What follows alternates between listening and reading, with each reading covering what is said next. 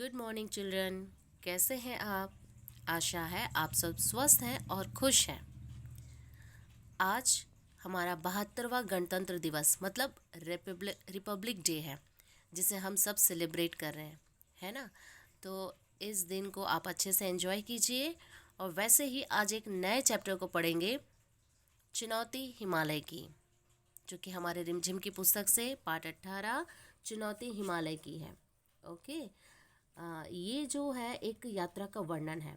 इस यात्रा को हमारे भारत के पहले प्रधानमंत्री पंडित जवाहरलाल नेहरू जी ने किया और वो अपनी यात्रा के बारे में इसे लिखा है। आइए हम देखते हैं क्या था, क्या हुआ।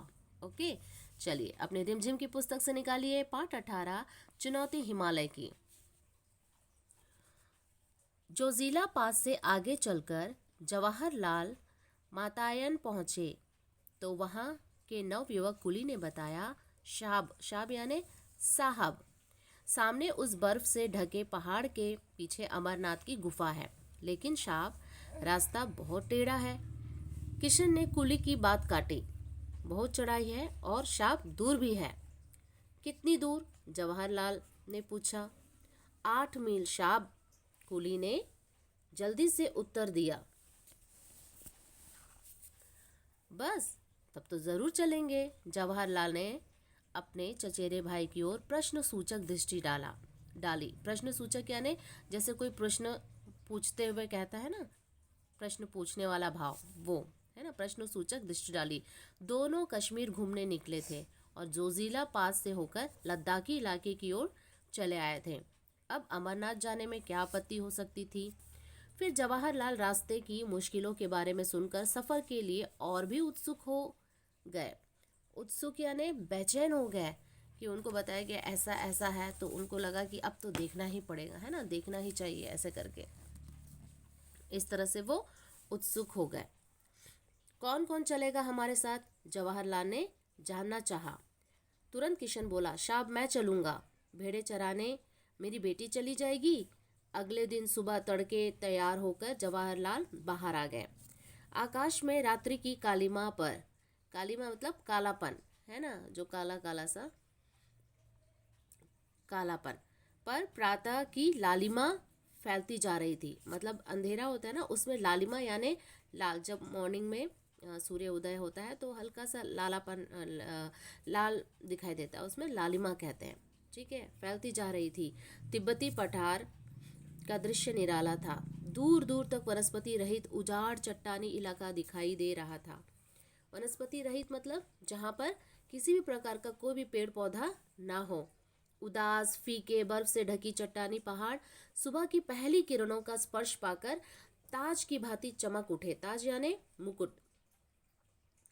दूर से छोटे छोटे ग्लेशियर ऐसे लगते मानो स्वागत करने के लिए पास सरकते आ रहे हो। ग्लेशियर यानी क्या होता है? हाँ, ग्लेशियर यानी होता है बर्फ का बहुत बड़ा सा जमा हुआ टुकड़ा। सर्द हवा के झोंके हड्डियों तक ठंडक पहुंचा रहे थे। बहुत ठंड होती है ना वहाँ पे, ऊपर ऊंचाई पर चढ़ते रहो तो। जवान ने हथेलियां आपस में रगड़कर गर्म की और कमर में रस्सी लपेटकर चलने को तैयार हो गए। हिमालय की दुर्गम पर्वतमाला, दुर्गम यानी जहाँ पर कोई भी नहीं जा सकता हो, है ना, बहुत मुश्किल हो जहाँ जाना। पर्वतमाला मुंह उठाए चुनौती दे रही थी। पर्वतमाला यानी पहाड़ों की श्रृंखला। केवल एक पर्वत नहीं था, पहाड़ नहीं था, वहाँ बहुत सारे पहाड़ थे। जवाहर इस चुनौती को कैसे ना स्वीकार करते। भाई किशन और कुली सभी रस्सी के साथ जुड़े थे। किशन गडेरिया अब गाइड बन गया। तो ये लोग कैसे चढ़ाई कर रहे थे? सब एक दूसरे से जुड़े हुए थे। कैसे? रस्सी के जरिए। कौन कौन था? जवाहर लाल नेहरू जी थे, उनके भाई किशन और कुली। ठीक है, बस 8 मील ही तो करने हैं। जोश में आकर जवाहरलाल चढ़ाई करने लगे। यूं 8 मील की दूरी कोई बहुत नहीं होती, लेकिन इन पहाड़ी रास्तों पर 8 कदम चलना दूभर हो गया। दूभर हो गया यानी मुश्किल हो गया। एक एक डग भरने में कठिनाई हो रही थी। डग भरना यानी कदम, स्टेप डालने में, है ना। रास्ता बहुत ही वीरान था। पेड़ पौधों की हरियाली के अभाव में एक अजीब खालीपन सा महसूस हो रहा था। कहीं एक फूल दिख जाता तो आंखों को ठंडक मिल जाती। दिख रही थी सिर्फ पथरीली चट्टानें और सफेद बर्फ। फिर भी इस गहरे सन्नाटे में बहुत सुकून था। एक ओर सू सू करती बर्फीली हवा बदन को काटती तो दूसरी ओर ताजगी और स्फूर्ति भी देती। स्फूर्ति यानी तेजी, फुर्ती देती। जवाहरलाल बढ़ते जा रहे थे। ज्यों ज्यों ऊपर चढ़ते गए त्यों त्यों सांस लेने में दिक्कत होने लगी। एक कुली की नाक से खून बहने लगा। जल्दी से जवाहर ने उसका उपचार किया, है ना। मतलब क्या होता है कि जैसे जैसे ऊंचाई पर चढ़ते हैं तो ऑक्सीजन जो है हमारे शरीर में, मतलब ऊपर में ऑक्सीजन कम होते जाता है ना, तो उसके शरीर लेने में भी दिक्कत हो जाता है, तो उससे सांस फूलने लग जाता है और जो नाक से खून बहने लगता है, कि इसका मतलब ये संकेत ये है कि वो उसको परेशानी हो रही है ना। इस तरह से खुद उन्हें भी कनपटी की नसों में तनाव महसूस हो रहा था। लगता था जैसे दिमाग में खून क्या हो गया है, खून चढ़ आया हो। फिर भी जवाहर ने आगे बढ़ने का इरादा नहीं बदला। थोड़ी देर में बर्फ पड़ने लगी, फिसलन बढ़ गई, चलना भी कठिन हो गया। एक तरफ थकान, ऊपर से सीधी चढ़ाई। तभी सामने एक बर्फीला मैदान नजर आया। चारों ओर हिम शिखरों से घिरा वह मैदान देवताओं के मुकुट के समान लग रहा था। प्रकृति की कैसी मनोहर छटा थी, आंखों और मन को तरोताजा कर गई। बस एक झलक दिखाकर बर्फ के धुंधलके में ओझल हो गई। दिन के 12 बजने वाले थे। सुबह 4 बजे से लोग लगातार चढ़ाई कर रहे थे। शायद 16,000 फीट की ऊंचाई पर होंगे इस वक्त। अमरनाथ से भी ऊपर, पर अमरनाथ की गुफा का दूर दूर तक पता नहीं था। इस पर भी जवाहर की चाल में ना ढीलापन था, ना बदन में सुस्ती। हिमालय ने चुनौती जो दी थी, निर्गम पथ पार करने का उत्साह उन्हें आगे खींच रहा था। शाब लौट चलिए, वापस कैंप में पहुंचते पहुंचते दिन ढल जाएगा, एक कुली ने कहा। लेकिन अभी तो अमरनाथ पहुंचे नहीं। जवाहरलाल को लौटने का विचार पसंद नहीं आया, क्योंकि उन्हें अमरनाथ की गुफा जानी थी, देखना था।